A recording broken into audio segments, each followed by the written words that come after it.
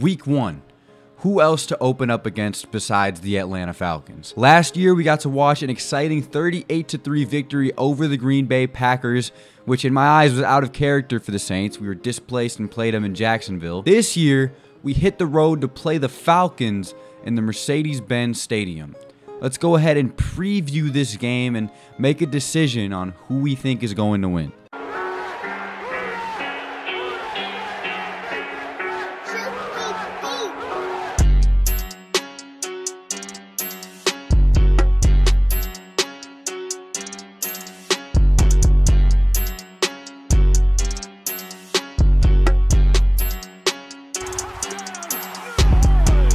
Saints vs. Falcons, an all-time classic matchup, a tale as old as, well, time itself. Another capacity crowd of more than 83,000 in the Sugar Bowl was on hand to witness the first battle between the league's two new expansion clubs.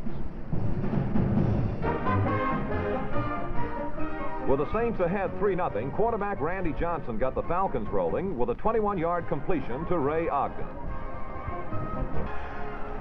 With 70 seconds to play, Kilmer's pass intended for Walter Roberts was intercepted by Ken Reeves.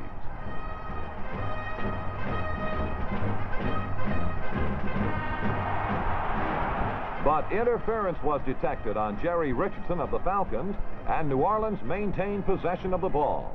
With 54 seconds to play, Kilmer culminated the 98-yard march with a touchdown toss to Kent Kramer.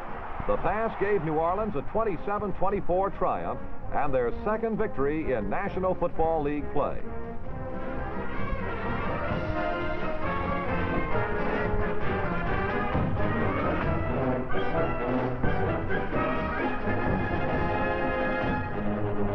Since these teams first met in 1967, it has been nothing but a bitter rivalry. Atlanta currently leads the all-time series with a 54-52 lead, but that showcases plenty of games from the Saints' first few seasons as an expansion team in the NFL. In recent history, it has been pretty one-sided, I'm not going to lie. The Saints are 7-2 in their last 9 games against the Atlanta Falcons, winning 4 straight in the enemy's stadium, going to Atlanta and leaving with a win 4 times straight. But of course, history has nothing to do with Sunday's matchup. Both of these teams are entirely different than they were even just last year. So looking back at the 60s is fun, but simply does not help with coming to a conclusion for who's going to win this game. To do that, we're going to have to look at the way these teams are right now, judging them based off of their recent roster moves, their current injuries, and a dash of last season's play. Let's start off with just how different these teams looked compared to the last time they faced each other. The last time the Saints and Falcons met was on January 9th, 2022 in the Mercedes-Benz Stadium. In the Saints' 30-20 victory, there were 2 completely unrecognizable football teams. The Saints didn't have Michael Thomas, Chris Olave, Jarvis Landry, or Jameis Winston. Instead, it was Trevor Siemian, Marquez Callaway, and Deontay Hardy. I don't want to talk about that era much. I don't like talking about it, and I'm sure you guys don't either. The Falcons were still quarterbacked by longtime Falcon Matt Ryan. He obviously got traded to the Indianapolis Colts and will no longer be able to get sacked by Cameron Jordan, which is one of the biggest travesties the world has ever seen. Cameron Jordan has sacked Matt Ryan more than any defensive player has ever sacked a single player in NFL history. They are now anchored by dual threat quarterback Marcus Mariota, who is getting a new shot at a starting quarterback role in Atlanta, and I won't lie, he did look good during his preseason play. Mariota could be something that Falcons fans can be excited about. The Falcons also didn't have Drake London, who was drafted in the first round this year. Isaiah Oliver wasn't on IR, and they didn't sign Casey Hayward. To make things short, these teams were 2 completely different entities, and they clash with their new identities in Atlanta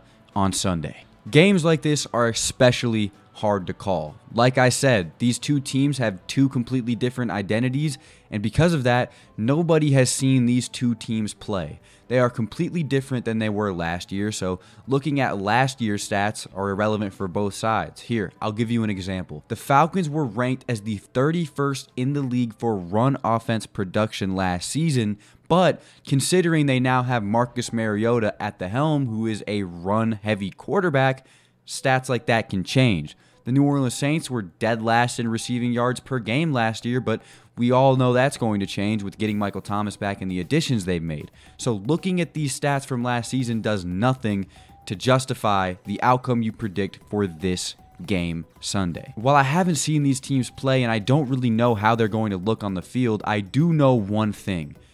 It's that the New Orleans Saints are the better team on paper, and honestly, it's not that big of a debate to have. With all the players they will be getting back, Michael Thomas, who looks extremely eager to play, Jameis Winston, who loves being doubted and has the utmost confidence, a top 5 defense, even if Paulson Adebo isn't ready to go with the ankle injury he's dealing with, and a top 5 special teams unit, it's hard to see them losing. I think a lot of this has to do with the Saints' ability to stop Marcus Mariota on the ground. He has shown his ability to run the football time and time again, and historically, the Saints have struggled against run-heavy quarterbacks. We saw this with Jalen Hurts last year. The Falcons also have a sneakily horrifying group of weapons in Kyle Pitts, who had 1,000 yards in his rookie season, Cordarrelle Patterson, who can obviously make plays. We saw that when he ended the game last year in November against the Saints in New Orleans, and Drake London, who can be a solid addition if he's cleared to play on Sunday. He's dealing with an injury. It would be huge for the Falcons if he did play, but it's said that he is a game-time decision. Superstitions aside, I'm going to knock on wood here. You guys can listen. Okay, so don't tell me I jinxed the Saints if things don't go how I'm going to say they go, because you just watched me and heard me audibly knock on wood.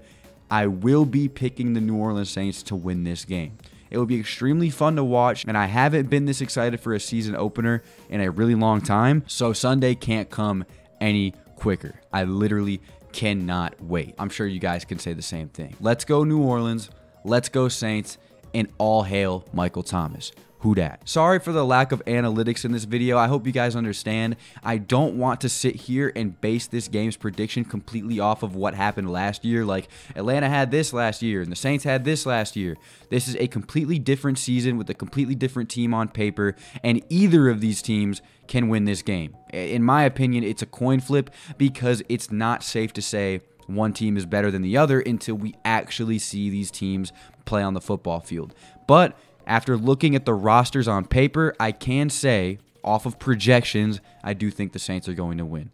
I mean, obviously, everyone's going to have a different opinion, but go ahead and comment down below who you think is going to take home the victory.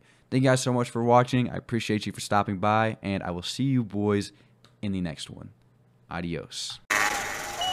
Zero gravity falling, and I might burst sleep. Watch me jump like I'm jumping on a trampoline.